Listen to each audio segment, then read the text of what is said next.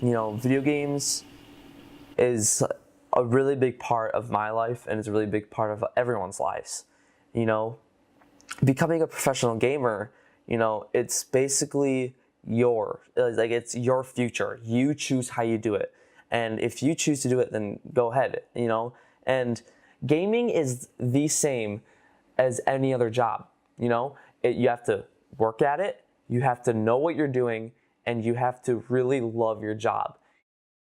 During the summer, I'd play at least like 6 hours a day, at least. And then nowadays, I just play probably like 3 or 4 hours a day. I play water polo, and I play for varsity goalie. For that, I also play. I go with the flow with all my friends. We all like to hang out. I usually just go to my friend's house. We probably grind out Guitar Hero or something. We probably go through a game.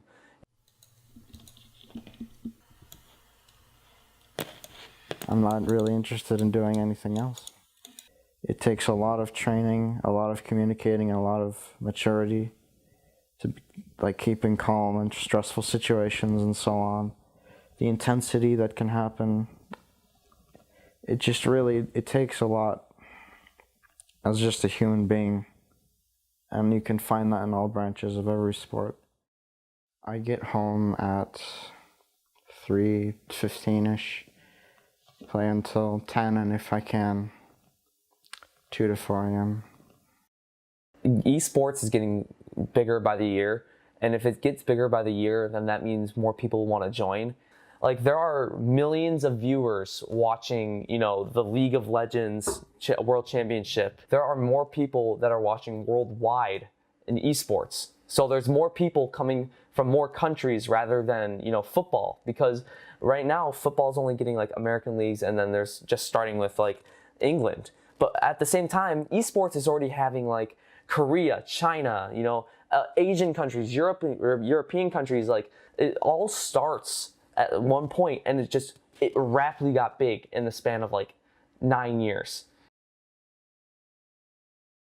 I think the audience for it will expand over sports as humanity kind of advances in technology, and nobody really knows what the future can hold, but I think the game developers, the communities that export the content, the individuals that play, the teams that play, it's already a big thing, and I don't think it has any room to go down.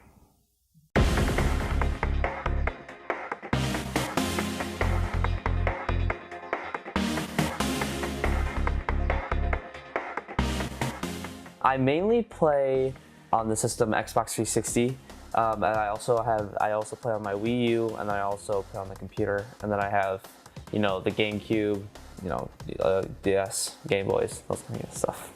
I play Halo, Call of Duty, Skyrim. I play a lot of Oblivion, and then I play Fallout, those kind of games. On my computer, I do a lot, forms and so on, and writing configuration files for the game, so my experience is better.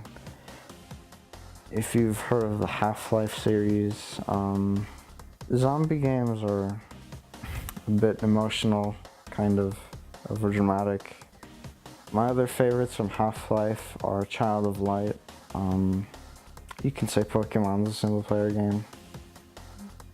I still play that a little bit, but my favorite game would have to be Team Fortress 2, but they've been trying to launch something with that game for over 4 years, but the developers don't seem to care that much. So I've looked into other games such as Counter-Strike, Global Offensive, or Dota 2, because they're also in the Source engine, and I do enjoy them very much.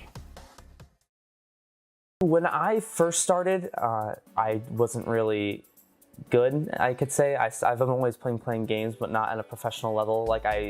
I started learning how to actually play it competitively in 2012 when Call of Duty Black Ops 2 first came out, and that's when esports, it just started becoming a really big thing and that's the same time Twitch was getting big, so I was really in on it. I was people can do really, really well at making this a living, and I wanted to learn. My mom and my dad, I was nagging them when I was very young, very young, to buy me a DS at the time, which was I went to a Latchkey at the time, and what everybody had there was that system, and so it really was a good example of the first experience I had. The clan that I play for is called Reign, R-E-I-G-A-N.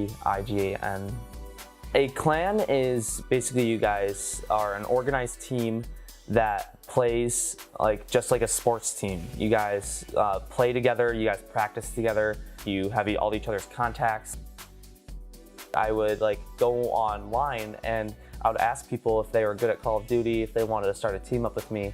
And I made a team called Aeon a while ago, but then we disbanded, and some of the players on that team came with me to Reign, and that's what we're currently doing right now. Is we're playing together on Reign, and we are grinding out Advanced Warfare, soon to be Black Ops 3. We play Money 8s. It's kind of like a scrimmage, but at the same time you're putting money on the line. So each team member, they each put in a pot, and a pot is how much money you have to get into the tournament. The host of the tournament, they'll choose the first map, and then you'll verse, and then the next people will play another map, and they'll choose, and then it'll just whoever's the winner of that will pick the next map, and the best 2 out of 3 wins, and we keep playing until the winning team gets the prize. I have been recently in some paid leagues. My team was called Potentially Heroes. We played 6 versus 6 Team Fortress in ESCA Intermediate. The league is $7 a month, and you play for 3 months. We won 7 games and lost 6. Then it was just a really good experience. I would say that I would definitely consider it an option to become a professional gamer, to get into competitive Call of Duty. It's an incredible thing to get into if you're really into gaming, but at the same time you feel like you can do more with it, because it's pretty much one of the greatest things that's came into my life. Until my body cannot mentally react quick enough to perform at the highest level I can, I plan to spend every minute streaming them to just the twitch.tv. That's how most people make a living. You have to get into so much just to be able to get into competitions, just to sign yourself up with a team.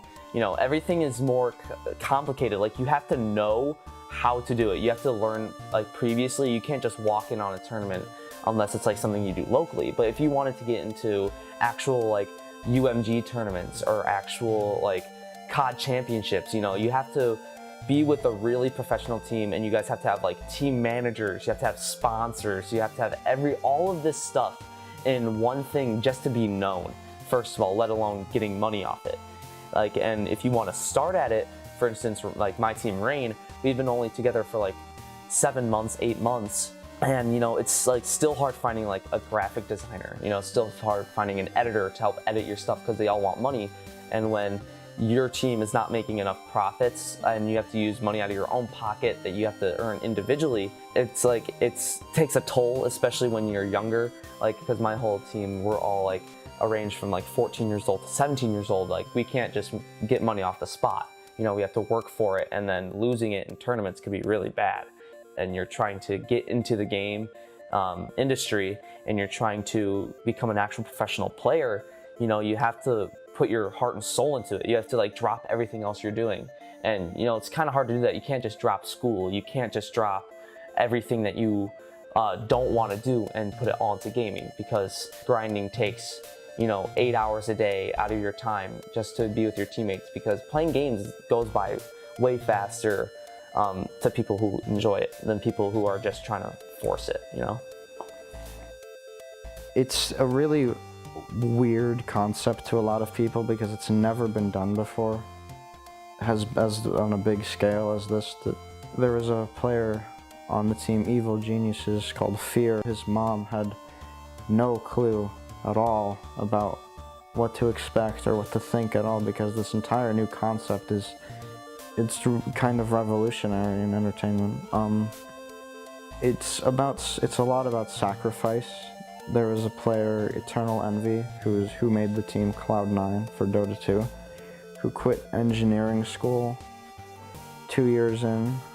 He disappeared for a few months, and now he is one of the top streamers for that game. On the forums that he posted that he wanted to be a professional Dota 2 player, a lot of people told him to just stay in school, you're wasting your life, etc. But you know, now where he is, it's really something different than what a lot of people expected, and that was nearly 4 years ago.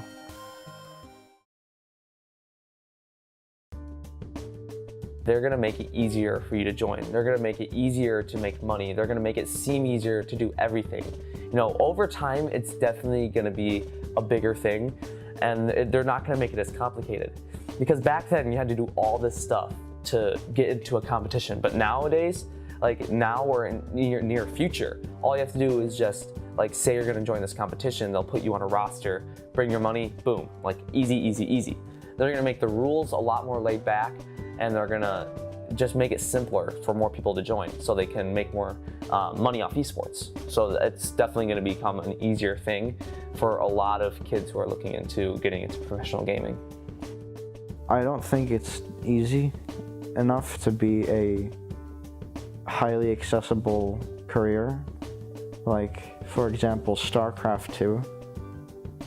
Each different key on the keyboard is bound to a different unit, and when the game hits over 20 minutes, the one person is micromanaging over 200 different units all at once. Their mice have 12 different buttons, they have 2 keyboards in front of them.